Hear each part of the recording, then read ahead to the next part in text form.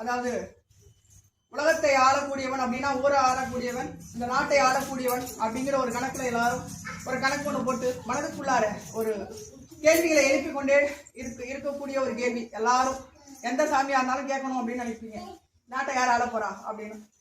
நாட்டை நான் அன்னைக்கு சொல்லிட்டேன், 4 காலில் ஒரு காலம் இந்த இடத்துல சரிமானம் என்பது கொடுக்கும். அந்த சரிமானம் என்பது உடைப்படும்.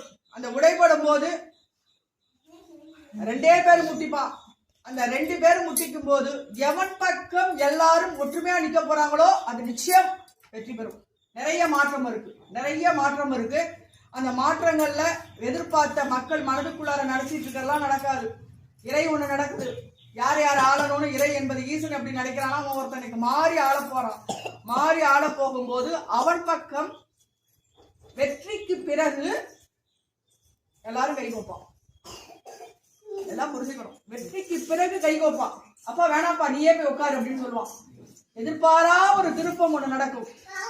நிறைய பிரமுகர்களுக்கு, அதாவது போன தடவை சொன்ன நிறைய பேர் இறந்து போவாங்கன்னு சொல்லியிருந்தேன். உடல்நல கோளாறு ஏற்படும் சொன்னேன். திடீர்னு மரணம் ஏற்படும், அச்சோ அப்படின்னு சொல்லக்கூடியது ஏற்படும். அதே போல உடல்நல கோளாறு, சுவாச பிரச்சனை ஏற்பட்டு, அதாவது நாட்டை ஆண்டுகிட்டு இருக்கிறவனா இருக்கட்டும் எவனா இருக்கட்டும், சுவாச பிரச்சனை ஏற்பட்டு அதனால் அவனுக்கு இறப்பு என்பது ஏற்படக்கூடிய சூழல் எல்லாமே இருக்கு இந்த ஆண்டுல. இந்த ஆண்டுல இறப்பும்